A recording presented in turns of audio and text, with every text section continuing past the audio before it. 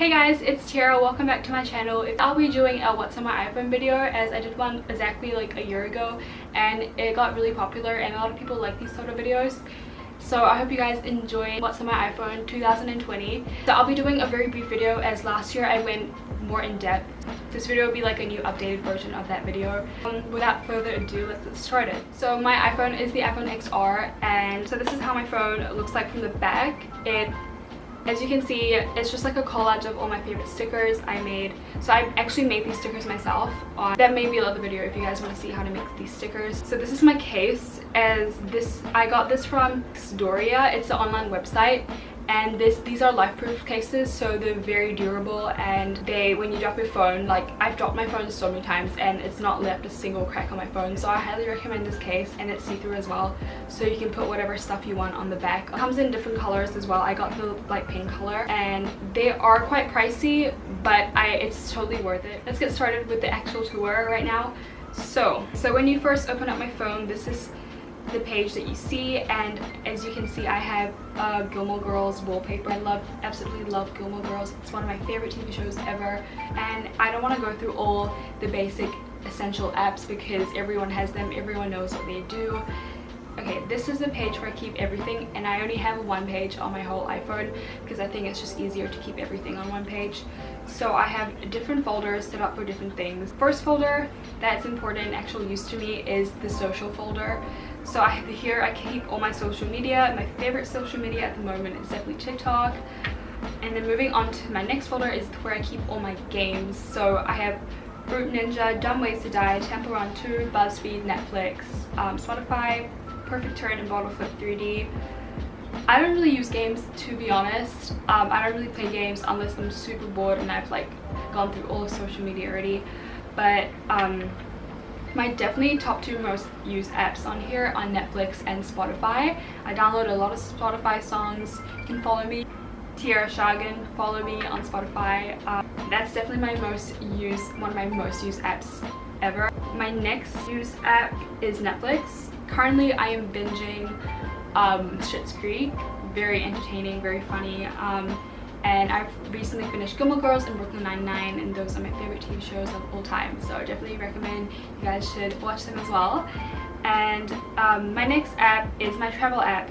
So let's start with booking.com. It's basically looking for hotels. Very handy. You can see all the hotels in the area, and it usually gives you a really good price for them. And cheap flights, self-explanatory, just a flight search engine.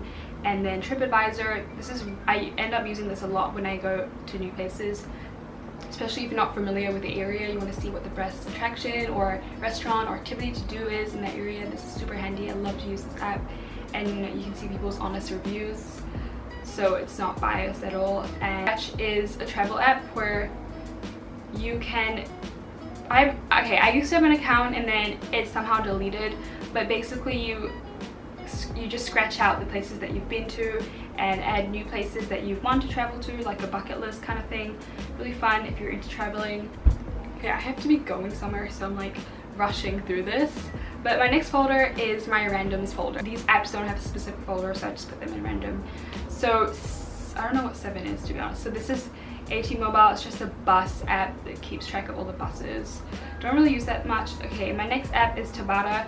So this is really good if you're into working out and fitness. This is just a self-timer for your workouts, so for like reps, if you're like doing reps, this is really handy. And the next app is Tasty by BuzzFeed, and it is a recipe app. And I don't know, but the recipes I've tried from BuzzFeed so far are absolutely amazing. They're so divine, so delicious, especially the brownies. So you guys definitely make the BuzzFeed brownies. They are the most chewy, delicious brownies you will ever have. And the next app I have is Photomath. I went through this last year, but basically it takes a photo of an equation that you're not sure about and shows you how to work it out step by step. So I don't really have an example, but let's say you have an algebra problem and you just take a photo of it and then you'll scan it and it'll give you the step-by-step analysis of how it got there. So that's super cool. The radio app, so I can listen to overseas radio in New Zealand, and Google Docs, Google Home, and followers, so you can see who's unfollowed you on Instagram. And the next app is VPN. I have here just so it's easy to access because I use it every day when I'm at school, and it just basically allows you to access Instagram and Snapchat, which is blocked at school, so that's super handy. And then the next app I have is Shazam. Super handy for listening to music, and if there's a song out there that you're not sure about, like it's playing in the store, you just press tap and it'll listen to it and it'll give you the song. That's super cool. And then Cropper, it crops your videos. Preview, so it's just perfect if you're like a perfectionist and just want to organize your feed. You can just shift things around, see how it looks. And VHS Cam is a vintage camera. Film cameras do a much better job. And then now moving on to my editing folder. This is probably my most used folder, and I just have a bunch of apps here. Colortone, it's a filter app, so it just gives you a bunch of aesthetic filters to choose from. So you go there, and my favorite filter on this app is probably Maldives or Uluwatu.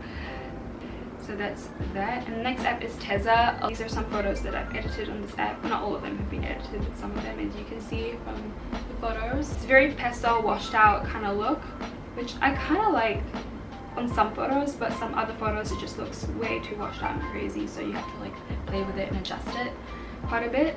My next app is Lively. So this is if you want to convert a live photo to a still photo.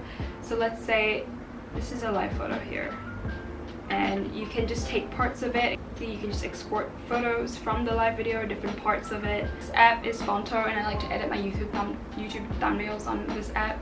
And the next app is PixArt. You probably know what this one is. QuickShot. Okay, this is one of my favorite.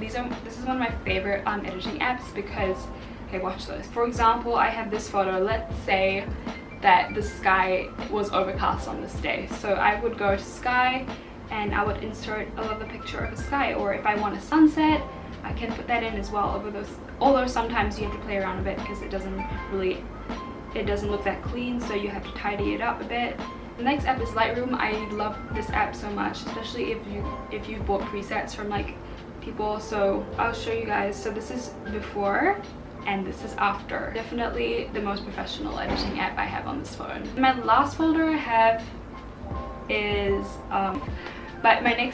this is another app I want to share with you guys. It's called 1888. So if you don't have a film camera, but one's sort of like a replica, so this takes film photos. However, you can't edit photos from your camera roll, you just have to take them on the spot.